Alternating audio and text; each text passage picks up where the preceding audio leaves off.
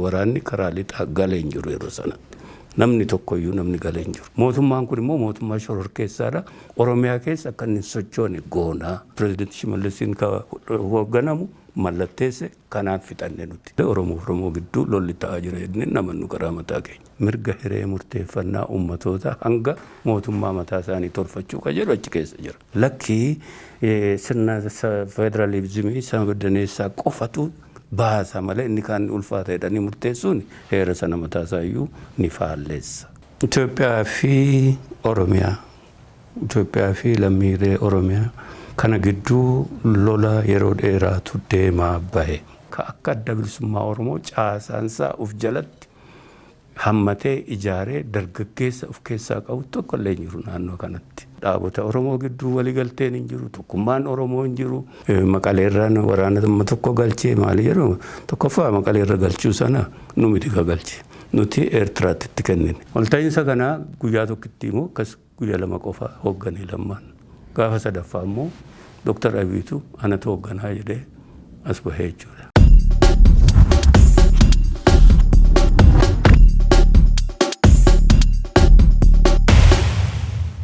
Gam tokkoon ijoolleen bosona keessa jiran ijoollee Oromootiin. Gam kaaniin immoo waraana mootummaa keessas warri amma leenji'anii waraana keessatti gidduutti wal waraanaa jiran isaanis ijoollee Oromoo ta'utti namni quba qaba. Baay'een isaanis immoo ijoollee Oromootiin. Gidduutti kan du'aa jirtu hadiyyeessaa kan miidhamaa jiru qabeenyi Oromoo waan rakkoon kun nama hundatti gaaffii ta'etu jiraaniin. Isin kana mee maal jettume? Waan karaa mataa keenya sirnatu jira mootummaa Itoophiyaa. Isa wajjin wal taaneetu dhufne EPRDF. Mootummaa EPRDFtu jira. Itti fufee mootummaa PP ka jedhamu. PP'n kuni yeroo ammaa kana keessatti labsatee Itoophiyaa guutuu keessaaf ka bakka bu'ee governing party jedhamudha jechuudha. Isa kanatu biyya bulchaa jira. Lolli ta'aa jiru mootummaa kanaa fi warra isa lolu gidduudha jechuudha malee Oromoo gidduu lolli ta'aa jira jennee namannu karaa mataa keenya. Hin jiru Oromoo sirnaa fi warra sirna kana lolu gidduudha ka jiru lolli. Akkasitti hubanna akka nama poolitikaa tokkotti akka sirna kana yeroo dheeraaf irratti qabsaa gochaa turettis. Namni Oromoo fi Oromoo wal dura dhaabbatee Oromoon du'uuni har'a miti Eertiraa keessattuu ka gamaa Eertiraa wajjin dhaabbatee Oromoon lolee jira. Ka itti dhukaasuu fi asii achi immoo mootummaa Itoophiyaatiif ka lolu. Kuni waggaa dheeraaf deemaa jira. Oromoonis keessatti du'aa jira. Inni kaanis keessatti du'aa jira.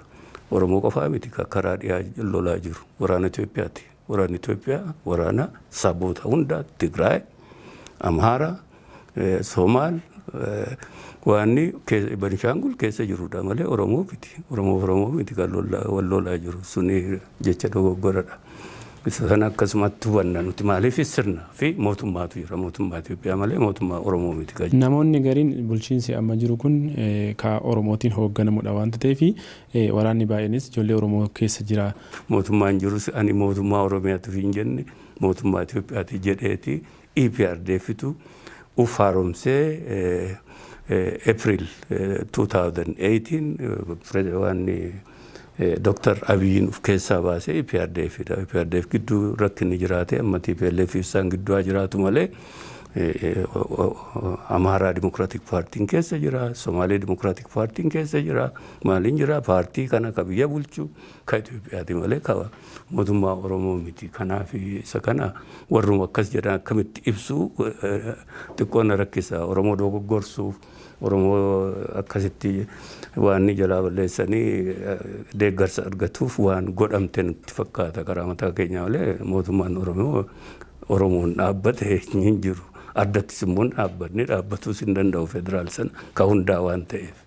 Haa ta'u gara tarsiimootti dhufa. Tarsiimoon siyaasa adda bilisummaa Oromoo waggoota hedduudhaaf ittiin beekamu Oromiyaa bilisoomte ijaaruudha. Kana keessatti immoo dhiyeenyaanas karaa nagaatiin qabsaa'uudhaan kasiin keessaayyuu jaarmaalee biyya kana keessatti qabsoo garaagaraa gaggeessa wajjin waliigaltee hojiitti jirtuuniin karaa nagaa qabsaa'uuf. Yeroo wayitaa karaa nagaan qabsooftan kun tarsiimoon yookaan immoo imaamanni siyaasa ka'abaa jijjiirameetu immoo bifuma duraatiin itti fufeetudha. Tarsiimoon adda bilisummaa Oromoo karaa Oromiyaa bilisoomsuu fi Oromiyaa bilisoomte ka ummati Oromoo murtii isaatiin fedha isaatiin ka mootummaa barbaadu itti ijaarratu yookaan saboota biraa wajjin akkaataatti jiraatu tolfatu bilisummaa ka jennu kana hiree murteeffannaa isaa inni gochuu hin jijjiiramne bakkuma sana jira. Kan jijjiirame tooftaadha. Tooftaan sun karaa nagaa qabsoofne kan argamsiisuuf ka jedhudha. Sagantaa siyaasaa keenya bakkuma sana jira. Wayyoominaatti xiqqoo goggodhatee wayyoominni tarsiimoo fi waan irratti godhame hin jiru tooftaa ittiin deemnu qofa karaa nagaatiin galmoofne isa kana filmaata uummata keenya bakka isaa akka bu'u tokko tolfatee bilisummaa isaatiin waan barbaadu akka dhiibbaan tokko qawween tokko torra hin jiraatin bilisummaa isaatiin waan barbaadu akka murteeffatu ka jedhu bakkuma sana jira. As keessatti Itoophiyaan kan isheen ijaaramte sirna cunqursaa waggoota hedduu keessumaayyuu Oromoo irratti cunqursaa yeroo garaa garaa gaggeessaa turteedhaan. Kana keessatti yeroo tarsiimoon kun galma ga'u waa'een Oromoo fi Itoophiyaa adda hiikuudhaan ulfaataa warri jedhan jiruun isin Itoophiyummaadhaaf ilaalchi qabdan akkamidha? Inni kun murtiin ka uummata Oromooti. Akka adda bilisummaa Oromootti ka nuti lafaa qabnu akka adda bilisummaa Oromootti uummati Oromoo hiree isaa murteeffachuun mirga isaatii isa sanaaf qabsaa'aa jirra.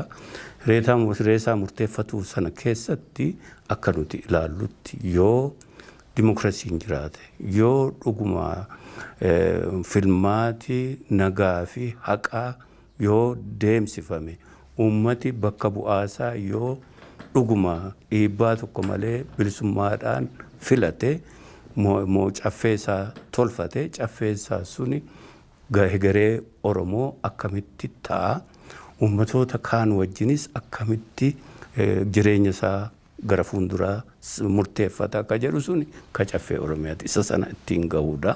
Isa sana keessatti uummatoota kaan wajjin bifa adda addaatiin hariiroo siyaasaa tolfachuu rakkinni tokko jira jenneen amanu.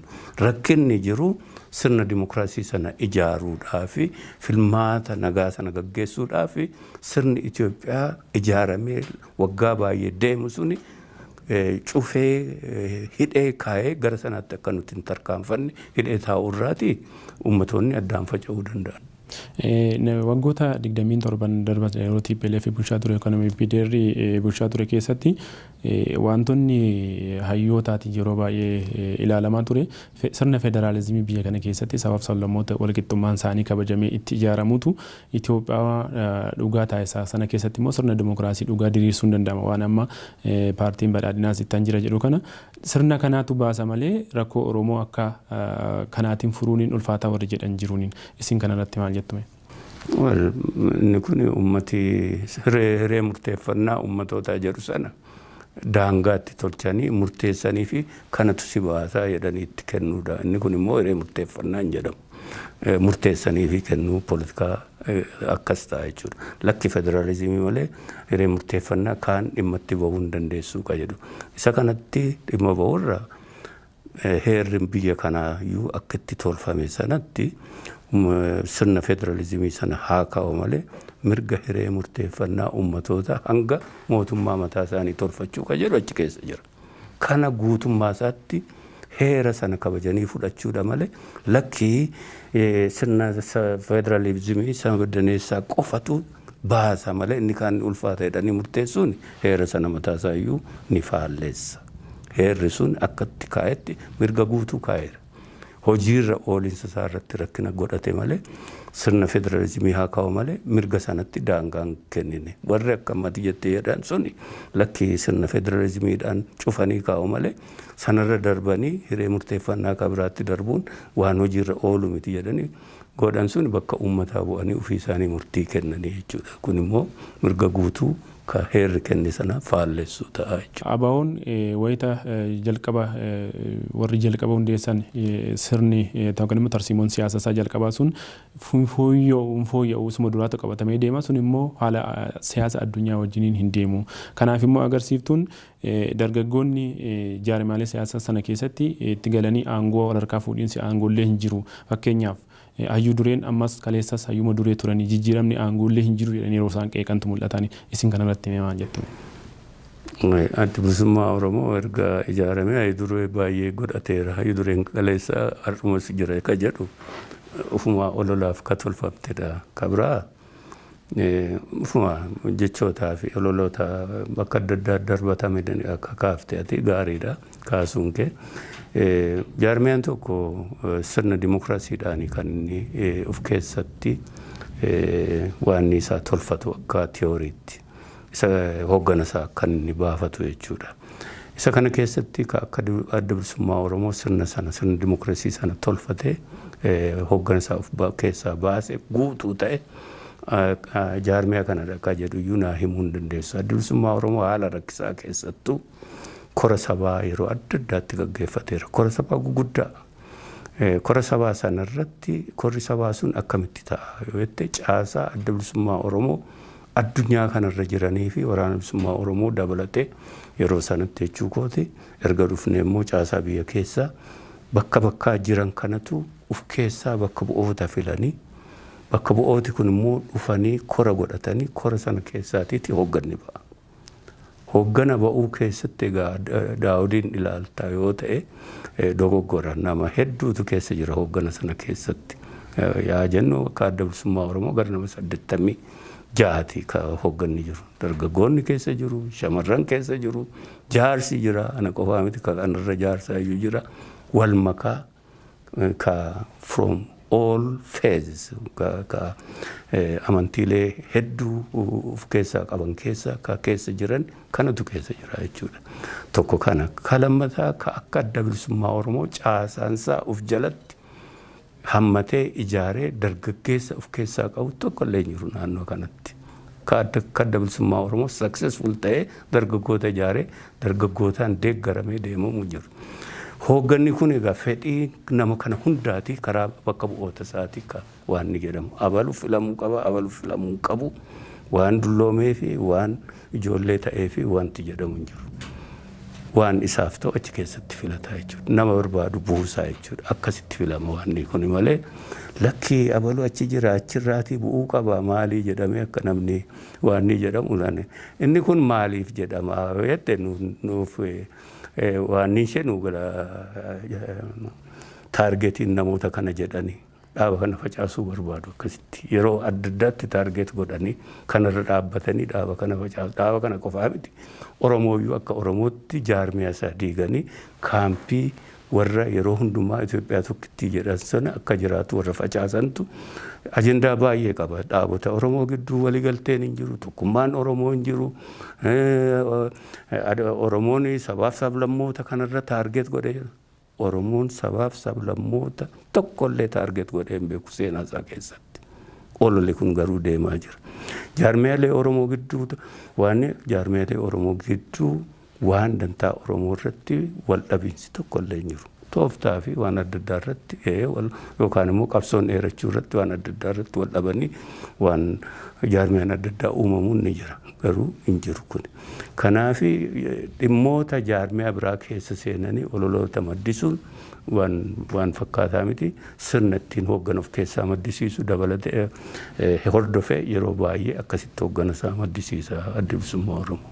Haa ta'u isuma kana wajjin wal qabatee seenaa qabsoo saba kamittis biyya keessattis ta'uu danda'a akkasumas immoo seenaa qabsoo Oromoo akka adda bilisummaa Oromootiin hoogganamu keessatti yeroo garaa garaatti ayyuu dureewwan yeroo jijjiiraman akkasumas immoo namoonni adda bilisummaa Oromootti mootummaa irraatii gara sana yeroo dabalaman wal dhabdeewwan garaa garaa uumamuudhaan jaarmiyaaleen siyaasaa abaa'oo maqaa abaa'ootiin jiran baay'achaa turan yeroo ta'e sanarraa kaasee erga biyyatti deebitaniiti waan kana keessumaa duree jaal galaasaa fa'aa abbaa nagaa fa'aa sodoreetti akkasumas immoo kamaal galchuu fa'aa wajjiniin walii galtee ragaamee maqaama Oromoo maqaa qabsoo saganamaatiin idduma tokkotti hundumtu gaaddisa tokko jalatti haa qabsaa'uudhaaf sochiin taasifamaa ture.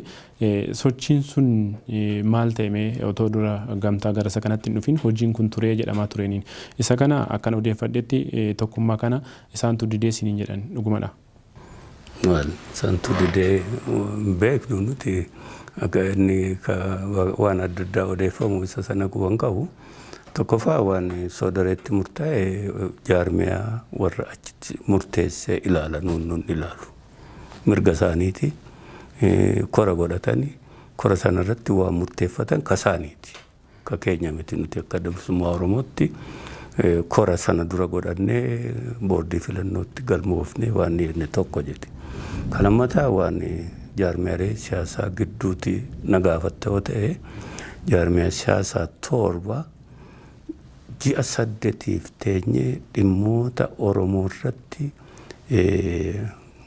qabxii adda addaa fi ajandaa adda addaa irratti haasofneerra. Inni kun eenyu? Adda Bilisummaa Oromoo, ODP, Adda Dimokiraatummaa Oromoo, ADO ka jedhan sana, ODF, Adda Bilisummaa Oromoo qaama ce'umsaa ka Jalgalaasaan hoogganamu, Adda Bilisummaa Oromoo tokkoomee ka Abbaa Nagaan hoogganamu, paartii biyyoolessaa Oromiyaa ka akkasitti waan ni ta'e jechuudha. Isa warra kana taane dhimma lafa ka Oromoo, lafa Oromoo, dhimma Finfinnee, dhimma afaan Oromoo, dhimma dargaggoota kana hunda irratti haasofnee walta'iinsa irra geenye caasaa kana hoogganummoo tolchine jaarmiyaalee hunda keessaatii nama 3 filamee isaan immoo of keessaa dura taa'aa barreessaa maalii filatanii akka kana hoogganan garaagarummaa tooftaa adda addaa qaban akkuma qabanitti jiraatanii isa kana immoo akka Council of the Oromo Political Organization jedhu kana akka ijaaru kana waan dhigoone jechuudha. Fixannee otoo jirru waama xixiqqoodhaa fi harkifatee otoo jiru gaama tokko ka'anii Skylight Hotelitti walgahii nu waaman ni dhaaqne. Walgahii nu waamanii koorsii wayii nuu kennani fudhanne guyyaa lammaffaa waama goggodhanii lakkee warra sana qopheessetu jira Jawaarfaa Birraa Tolaafaa warri rifiis dhaqne achi gahanii gaaddisa hoogganaa Oromiyaa ka jedhu tokko Oromoo ka jedhu tokko ijaarame jechuudha. Akkatti ijaarame suni ka asitti wal taane sirna caasaa kabaju dokumentichi sanu caasaa of keessaa baasuu keessatti achumatti labsii tokko labsan jechuudha. Waanni kana jaarmiyaa kana maqaa isaa gaaddisa hoogganaa jedhanii tolchan. Duraan Council of Oromo Political Organization ka jedhudha lafa kaawwan. Isa sana gaaddisa hoogganoota ka jedhu tokkotti labsani. Ka hoogganu immoo dura ta'an keessan lammaadhaan hun jedhanii nuu shooman jechuudha. Asin hin filanne? Hin filanne. Filaatii nama 3 of keessaa baasee filatee caasaa sana tolchee caasaan sun immoo waan irratti wal ta'anii sana irratti karoora baasee waan Oromoo kana tokkummaa Oromoo jedhamu sana xumuruu ture jechuudha. San booda dura taa'ota jaarmiyatu President Lammaa wajjin akkasitti waan sana hoogganan jedhanii advisors yookaan gorsitoota jedhamanii immoo Leencoo Lataa, Galaasaa Dilboo, Diimaa Noogoo jedhanii isaan kanatti dabalan. Tolee jennee fudhanne isas maaliifi akkitti deemame sirna miti sirna hordofee hin taane achitti mormuunis hin tolu kunuu gaariidha waltajjiinuu uuma jennee itti seenne jechuudha. Walta'iinsa kanaa guyyaa tokkitti immoo akkas guyyaa 2 qofa hoogganii lammaan. Gaafa sadaffaa immoo Dr. Abiitu anatu hoogganaa jedhee as bahee jechuudha. Kanas hin filanne nuti. Tolee jennee nummaan waltajjii walitti arginudha jennee yeroo adda addaatti mari'achaatti waan ni godhe. Deemsa keessaa walgahii sanarra ani hin turre Awurooppaan ture ajandaan ka'e. Gaaddisa hoogganootaa kun akka feenuttii fi akka hawwamutti deemaa hin jiru irra deebi'amee ilaalamuu qabaa ka jedhu tokko kaasanii isa kana irratti qormaata jedhanii nu gaggaafatani itti himne. Gaafa jalqabaa akkasitti lafa kaawwanne. Caasaasa akkatti tolfamnu lafa kaawwanne. Nama 3 of keessaa filanne san booda immoo dura taa'aa fi maalii ji'a 6.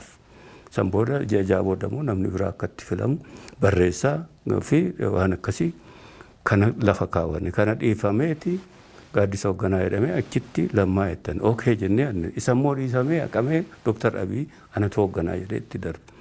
Kuni sirna kanaan deemuu hin danda'u.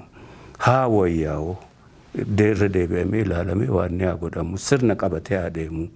Darbee warra gorsitoota jedhaman kunis achi keessa hin jiru dokumenticha sana keessa. Isaanis rakkatan nutis rakkanne qoodi isaanii maal ta'a aangoo isaanii maal ta'a walta'iinsa kana keessa waan waltajjii kanarra jiru kunis achi keessatti haa ibsamu jennee waan keenya kennine.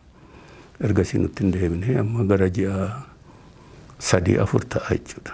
Gaaddisa hoogganaa akkasitti hafee akkas ta'e jechuudha. Erga inni hafee kanaafi erga sanaatii boodina ifitti deebineeti nuti waan gamtaa sana keessatti akkuma Jeneraal Kamaal ibsuu yaale sanatti gamtaa sana sirnaan boordii filannootti isa galmaa'u akkasumas immoo seera eegee sirna eegee caasaasaa tolfatee kawaanni godhu sana yaalle suni galmeessuu sana keessatti waan KFO'n madirak keessa jira. Madirak keessa immoo ka jiru seera keessaa ka mataasaa qaba madirak. Inni suni gamtaa biraa seenuudhaaf ka isa danqutu jira. Isa kana wayyeessaa jedhan warri boordii filannoo yookaan seericha wayyeessaa yookaan immoo otoo seera sana wayyeessin gamtaa keessa kana seenuu hin danda'anii jedhanii nutti himan.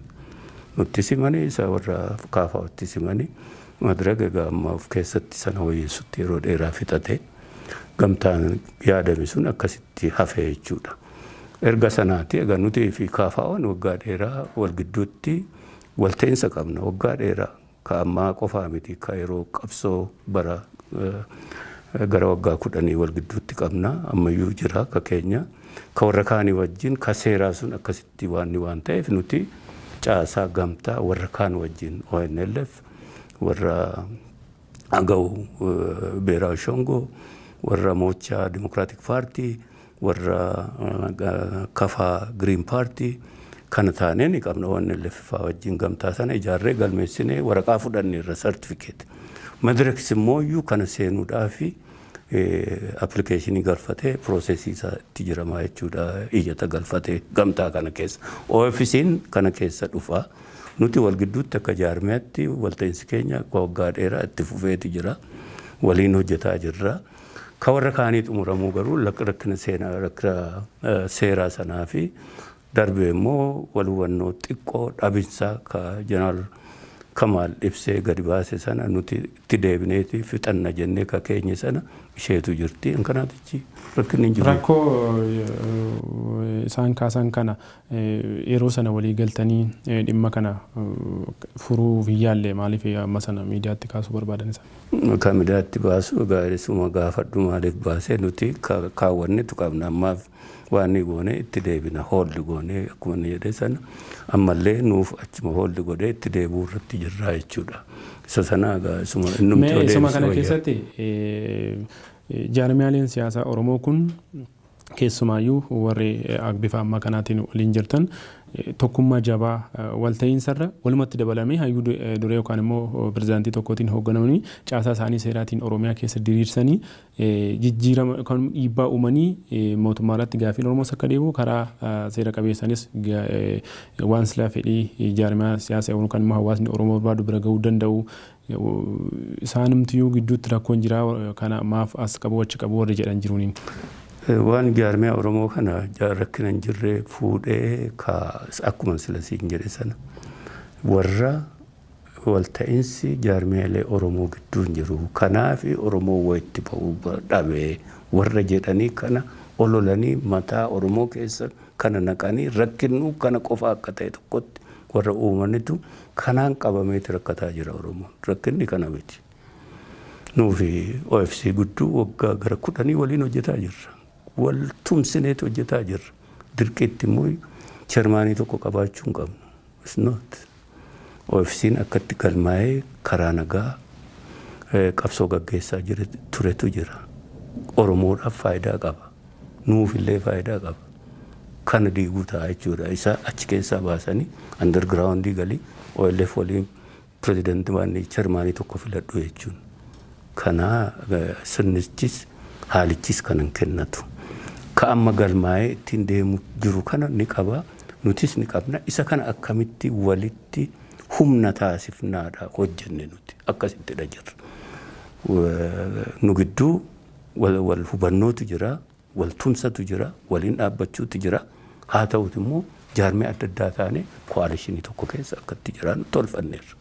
Filmaata yeroo dhaqnus humni Oromoo akka hin bubuunettii fi akkatti wal filmaata irratti kaadhimamaa dhiyeeffachuus ta'e maali walitti bu'iinsi otoo hin jiraatiin akkatti kun xumuramu tolfannee fixannee irra nuti. Tokkummaa Oromoo jechuun kan nuuf galutti fixannee jirra. Ka haftee ka wal hubannoo haftee ka Jeneraal Kamaal jedhu sana xumurachuu qofaa jechuudha. Kanaaf kun rakkina hin jirreeti ufitti fuudhee namni ka alagaan ajandaa nuu kenne walta'iinsii fi tokkummaan Oromoo gidduu hin jiru. Oromoo gidduu tokkummaa kamtu dhabame. Ka jiru warra siyaasaa kanaan dhimma itti ba'e Oromoo humna isaa buusuu fi Oromoo gidduudha rakkinni ka jiru. Malee rakkinni tokkollee hin jiru. Isin mootummaa wajjiniin qabsoo hidhannoo irraatii gara nagaatti dhufuudhaaf gaa Eertiraatti walii galtaniitu gara kanaa kan isin dhuftanii. Mee haala walii galtee sana irratti namoonni baay'een gaaffii qabu waan ta'eef kililli maal ture haalli walii galtee sana? Gaarii gaaffii bareedaa gaafattee ammas irra deebinee waan kana yaadachuunii fi haala keessa jirru wajjin walitti hidhuun guddoo barbaachisaadha.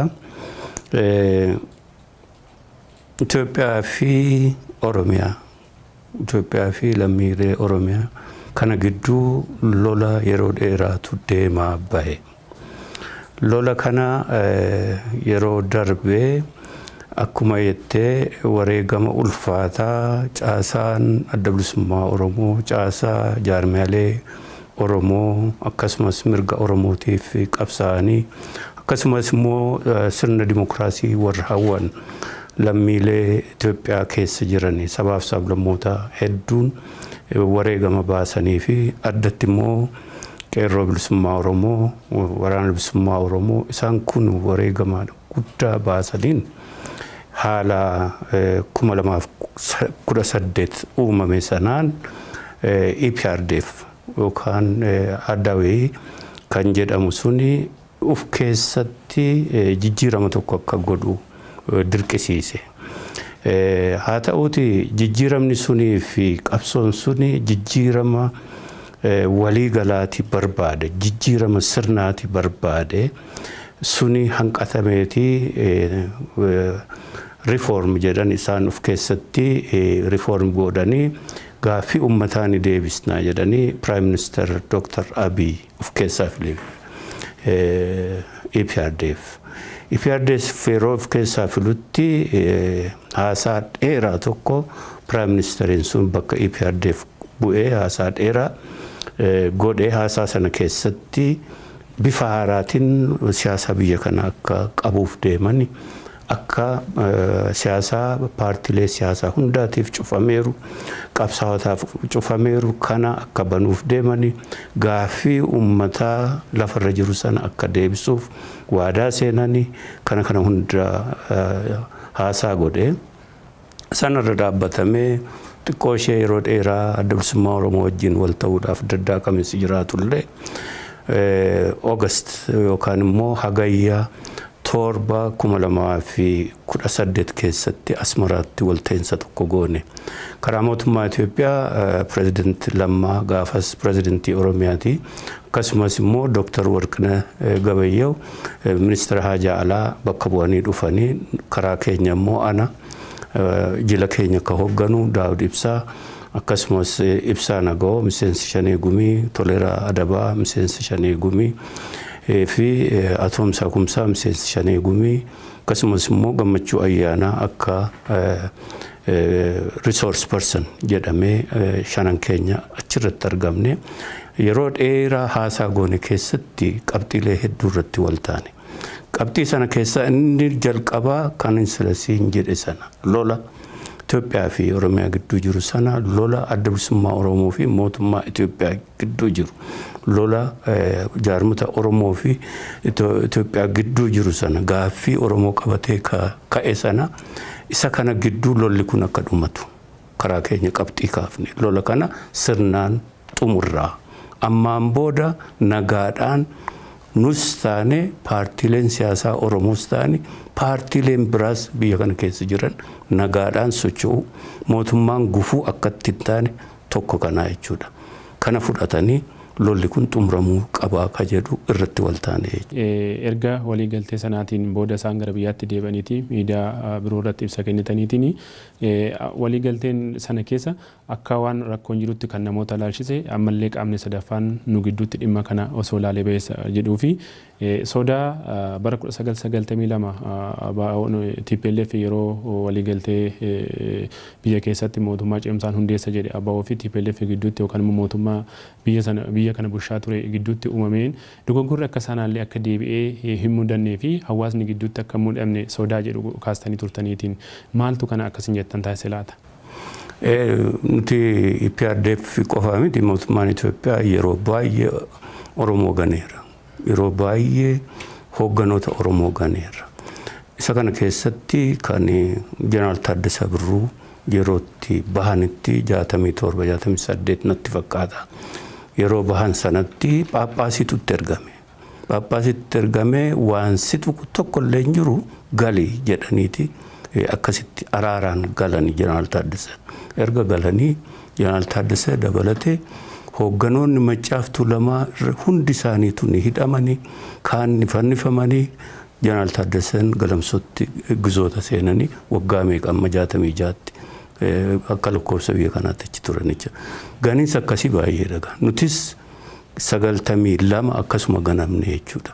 Yeroo baay'eedha kuni kana waan ta'eef gartuun sadaffaa nu gidduu haa jiraatu dhiibne jechuudha. Haa ta'uuti akka nuti barbaanne hin taane suni gartuun sadaffaan sun otoo hin jiraatiin walta'insuma sana goone wal amantaadhaan qabxii hedduudha kan irratti wal taane egaa waa waraanaa jira waan hoogganootaa fi miseensota dhabamanii ka lakkoofsi isaanii 100 lakkaa'amu akka Nadhii Gammadaa fa'aatu jira. Isa kana hunda fi waan ooraa qabeenya ooraa kana hunda tu keessa jira. Waan waajjira keenya waan nagaan socho'u kana hundatu keessa jira jechuudha. Isa kana fudhatanii gaafas fudhatanii dhufne gallee ji'a lama geenye rakkinatu dhalate jechuudha. Waan sana galagalaniiyyuu ilaalanii taa'anii nu waliin hojiirra oolchuu fedhii dhabame karaa mootummaa kana. Isa kanarraatii ka'ee isa ammatti sila jette sana guyyaa sanaa jalqabe hanga ammaa Oromiyaa keessa rakkina guddaatu jira. Adda Bilisummaa Oromoo qofaatu hin taane jaarmiyaaleen siyaasaa hundi rakkina keessa jiranii, uummati rakkina keessa jira, dargaggoonni rakkina keessa jiranii kanatu jira jechuudha. Waliigaltee sana keessatti namoonni gariin yookaan immoo ogeessonni siyaasaan waliigalteen suni garee lachanurraayyuu garaa laafummaa yookaan immoo oromummaadhaan sinis ijoollee oromootiitiin afaanumaatiin walii galame. Waliigalteen sun afaanumaan walii galamuun duuba rakkoo kana uume yookaan immoo namuu waan jedhe duuba akkan goone taasisee warri jedhan jiru. Yookaan immoo waliigalteen sun barreeffamaatiin taa'ee galmee qabatee otoo odiitti ta'uu danda'a ta'eeti rakkoon kun uumamuu hin danda'u warri jedhan jiruuniin.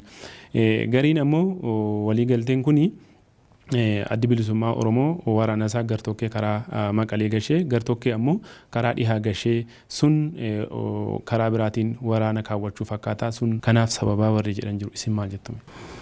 Ka waliigaltee waraqaa irratti mallatteeffamu waliigalteen sana waraqaa irratti mallatteeffamuun itti ture galmeedhaaf gargaara malee waliigalteen waa waraqaa irratti mallatteeffame qofaadhaaf hojiirra hin oolu.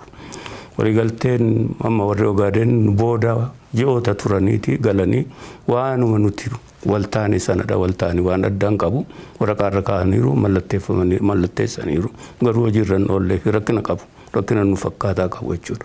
Waliigalteen sun akka hojiirra oolu akka mallatteeffamu nutis barbaanne mallatteeffamu qofaa miti gartuun sadaffaa akka jiraatullee hedduu tattaafanne isa sana haaluma tokko uumaniiti mallatteessuurraa baqatanii bahanii I'm sorry to say xayyaarri keenya gahee bokkaatu dhufee ibsa gidduutti immoo babaafne gidduutti immoo warra Eertiraa wajjin haasaa tokko seenanii kanuma kana keessatti otoo mallatteeffamiin hafee haa ta'uti waliin ibsa baafneerra. Namni ibsa baase sun har'a asuma jira Firaa'ol Jaallataa jedhama. Isaa fi karaa keenya jechuudha karaa isaanii nama tokko kennatanii lama ta'ame ibsa baafneerra. Ibsa sanarra jira qabxiin sun joint statement jechuudha. Innu dokumentiidha. kana jechuudha. Isa lammataa waliigaltee adda bilisummaa Oromoo hojiirran oolchine maali jedhu suni Maqaleerraan waraana tokko galchee maali jedhu tokkoffaa Maqaleerra galchuu sana nu miti ka galche.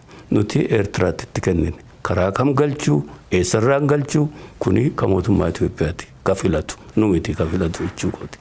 Nuti Eertiraatti warra oofisaroota Eertiraa biratti lakkoofne isaanitti kennine jechuudha. Xayyaaraan galchuu jedhanii duraan jedhan isa dhiisanii atoobisa fidanii atoobisi kuni Asabirra deemeeti gala yookaan Maqaleerra deemeeti gala waan beeknu qabnu pilaaniin kan mootummaa Itoophiyaati. Sana galanii gaarii isa galanii warri galan kunoo akkamitti qabamani akkamitti hojiirra oole walta'iinsa keenya fudhattee laal tokkoon isaayyuu warruma achirraan galaniyyuu akka nuti walta'anitti hojiirra oole. Waraanni karaa lixaa galee karaa obse kaani waraanni biyya keessadha jira. Achittuu ka walii himne isaanuu ka beekani tokko karaa kibbaa jira tokko karaa dhiyaatu jira jechuudha. Waraanni karaa lixaa galee hin jiru yeroo sanatti. Namni tokkoyyuu namni galee hin jiru. Waraanni jiru biyya keessadha jira. Walumaa gala ka karaa Eertiraa galees ka karaa biyya keessa karaa dhiyaa fi karaa kibbaa jirus itti qofaa miti humna xixiqqaan Oromiyaa keessa bakka hedduu jira. Isaan kana akkamitti caasaa nageenya mootummaatti dabalamu. Isa kana koree waloo ijaarreeti. Koree waloo kanaan akkatti caasaa mootummaatti dabalamani akkatti leenjisa seenani akkatti immoo warri waraana humna nageenyaaf hin taane ganda isaanitti galanii gargaaramanii akkatti maatii keessa qubatanii jireenyi isaanii deebi'amee hadhaadhiyyamu kuni hundi keessa jira haasaa keenya Asmaraa keessatti tokkoon isaatu hojiirra hin oolle jechuudha. Kuni hojiirra kan oolle walumaa gala Facebook irratti waraana hiikkachiisu maali jedhanii kana facaasanii haalaa fi qilleensa isaa booressanii walumaa gala gara lolaatti dhiibbatanii lola kireet godhanii jechuudha. Mootummaan kun lola waraana isa biyya keessa turee fi mootummaa gidduu akka itti fufuu fi lolli kun akka wanni ta'u godhanii jechuudha. Isa kana kuni karaa mataasaa danda'e ta'e nageenya har'a Oromiyaa keessatti boora'u kanaaf bu'uura ka ta'e tokko kana jechuudha. Mootummaan isa kana immoo nu gidduu United Nation UNDP'n warra DDR ka jedhamu tokko warra qubachiisuudhaaf waraana qubachiisuu addunyaa kana irratti hojjetan nu gidduu galanii kana xumuruudhaaf nu gaafatan.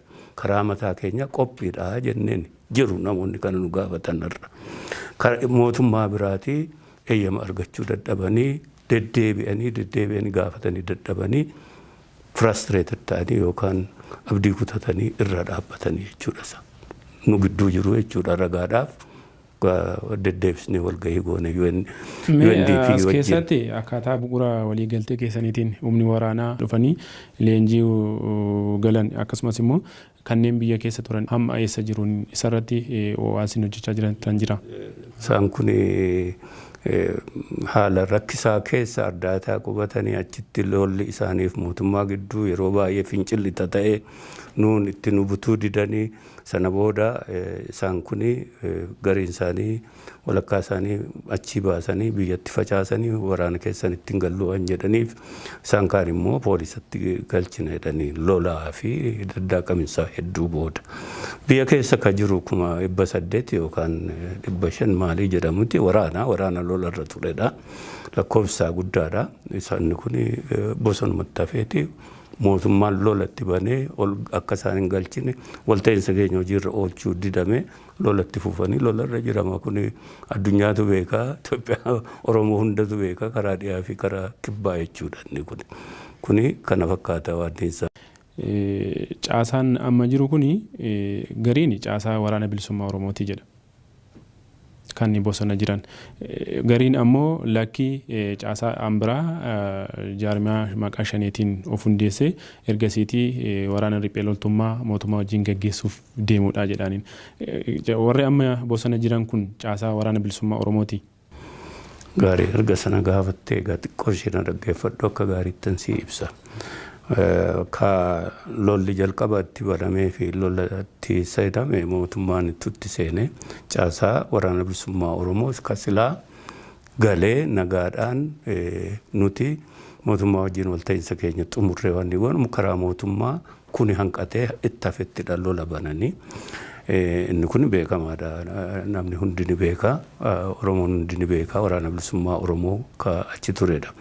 Isa kana egaati nuufi mootummaa gidduu rakkina kana furuudhaafi jaarsoliin gidduu seenanii koree teeknikaa gidduu seenee kana keessatti maal argine nuti mootummaan kun adda bilisummaa Oromoo walta'iinsa nagaadhaan siyaasaa isaa gaggeeffatuuf waraana kanas nagaadhaan galchee hundi nagaadhaan akka socho'u mootummaan immoo kanatti danqaraa akka hin goone ka jennu sana faallessee deeggarsa adda bilisummaa Oromoo qabu kana argee rifatee waan nuti hubanne yoo jiraate mootummaan Itoophiyaa adda bilisummaa Oromoo akkasitti yoo itti fufee filmaatas moo'uuf hin deemnu kanaaf adda bilisummaa Oromoo tokko dadhabsiifamuu qaba yoo danda'ame immoo facaafamuu qaba ka jedhu of keessatti murteeffate.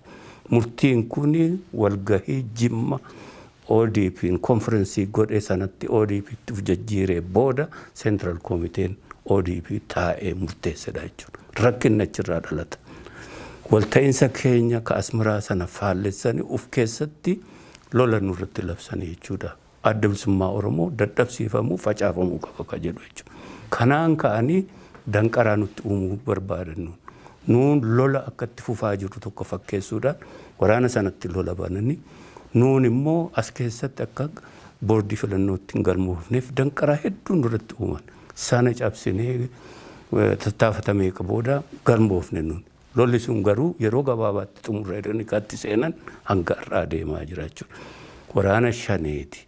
Shaneedha. ABO'dha. Maali jedhu kuni golgaa ittiin lola itti fufanii golgaa ittiin lola sana waan dadhabataniif ammas adda bilisummaa Oromoo kanatti maxxansanii ittiin maqaa xureessanii kana baafatan jechuudha.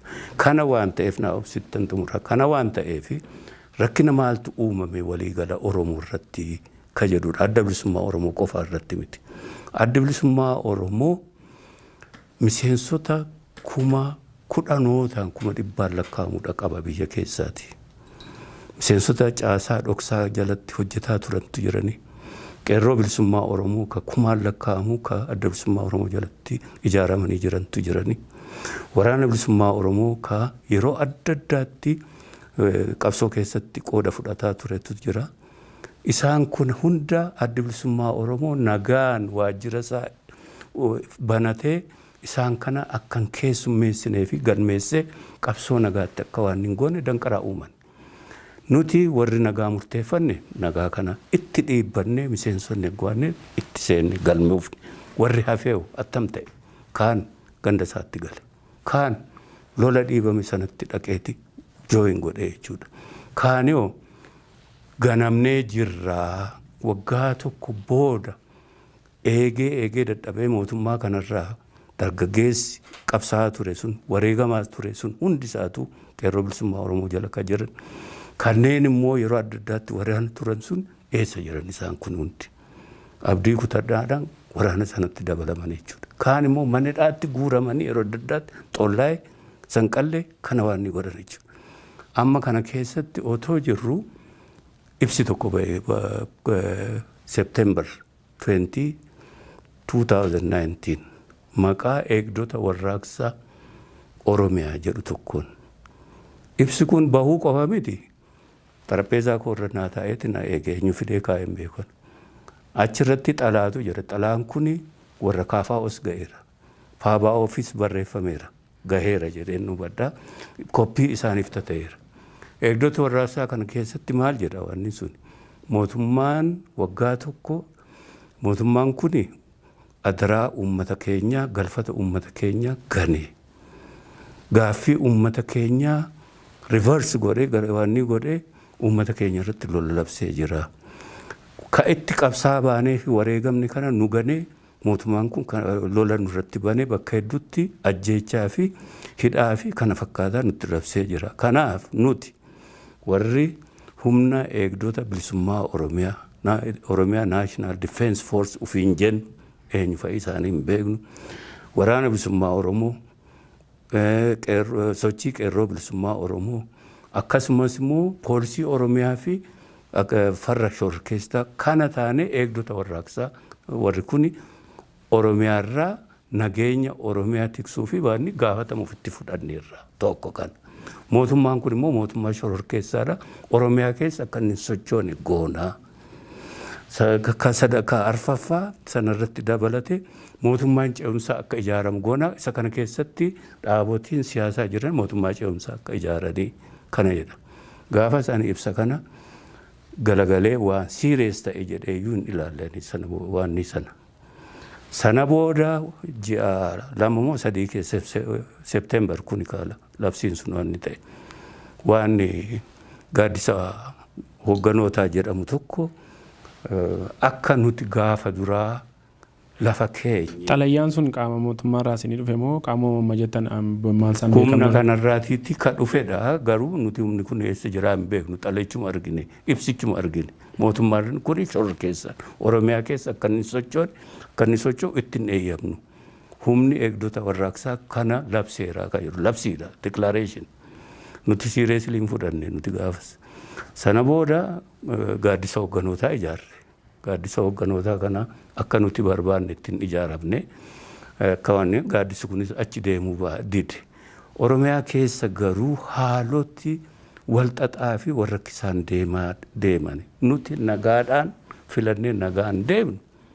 Mootummaan kun guyyuu foddaa waan irratti bahee nurratti olola oofa. Maali kuni? Karaa biraa immoo lolatu deema. Lolli kuni karaa dhiyaa fi karaa kibbaa qofa otoo hin taane bakka hedduutti mootummaanuu himata. Tarkaanfii nurra fudhatanii maalii godhatanii. Caasaa mootummaa keessa immoo dhaqnee kana nuu xumuraa kana nuu xumuraa kana nuu xumuraa jennee yeroo kadhannu waan nuu xumuramu hin jiru. Nuu qofaa miti namni baay'een rakkina kana himata. Maaltu ta'aa jira gaafachuu fi wal gaafachuu jalqabne. Qormaata gochuutti jira. Qormaata kana hin xumurre nuti. Garuu caasaa mootummaa Oromiyaa keessa gubbaa hamma gadii waan wal danqee jirutu jira jechuudha. Humna lama wal keessatti ijaaree akka jiru isa kamii fi isa kamii adda hin beeknu nuti. Egaa akka labse sanatti eegdota warraaqsaa kanatu jiramu caasaa Oromiyaa keessatti akkasitti ijaarame kan mootummaa kana lolaa jiru. Mootummaanis sana gawaanii gochuu dadhabee uummataaf ibsan kennine maaliin goone maali kun? Isin caasaan keessan as keessatti caasaan qabdan caasaa hedduu keessaatiyyuu caasaan waraana bilisummaa Oromoo amma hin jiru. Nuti nagaye ka caasaa waraana bilisummaa Oromoo nuti akka adda bilisummaa Oromootti gaafa abbootiin gadaa gidduu seenanii abbootii gadaaf Oromootti kennine jenne koree teeknikaa ijaaranii koreen teeknikaa kun immoo waraana bilisummaa Oromoo galchuuf karaa dhiyaas karaa kibbaas bobba'ee sana hamma galchee kaan dadhabe jedhee gabaasa kana bakka hoogganoonni adda bilisummaa Oromoo fi mootummaan Oromiyaa taanaa pirezidantii Shimallis jiru fi jillisaa jiranitti waajjira mootummaa Oromiyaa keessatti koreen teeknikaa fidanii gabaasanii adda bilisummaa Oromoo ammaan booda waan waraana ajaju akka hin qabaanne nuu mirkaneesseera. Waraana sanarraa hanga galchineerra kaan immoo galchuu hin dandeenye nuti. Adda bilisummaa Oromoo guyyaa har'arraa kaasee waraana akka hin qabne jedhe sana akka labsu. Mootummaan Oromiyaa fi mootummaan Itoophiyaa immoo ammaan booda adda bilisummaa sochii adda bilisummaa Oromoo nagaadhaan godhu kana godhu dura akka hin dhaabbanne kana nu mallatteessisiisan. Anis mallatteesse warri nu waliin dhaqnes mallatteessani. Mootummaan Oromiyaas pirezidantii Shimallisiin ka hoogganamu mallatteesse kanaan fixanne nuti.